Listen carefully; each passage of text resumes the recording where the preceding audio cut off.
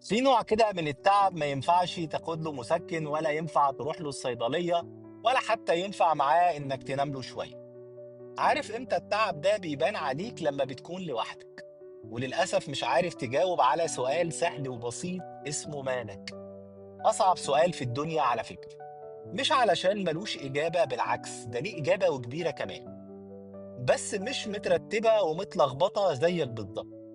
احنا تمام، الجملة اللي كلنا بنلبسها زي هدومنا كل يوم، بس كام واحد فينا سأل نفسه وهو بيقولها إنه فعلا كويس ولا بيمثل؟ احنا اتربينا للأسف على ثقافة اسمها ثقافة الكتمان. ما تشتكيش، كبر دماغك، ما تبانش ضعيف.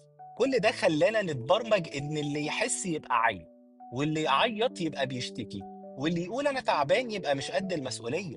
بس على فكرة كل ده العكس. اللي بيحس على فكرة مش ضعف، ده لسه عايش. واللي بيعبر عن نفسه على فكرة مش بيدور على شفقة، ده بيدور على نفسه. أنا مش تمام الجملة اللي معظمنا بيكون خايف يقولها. خايف يقولها لاعتبارات كتيرة جدا. خايف يقول أنا مش تمام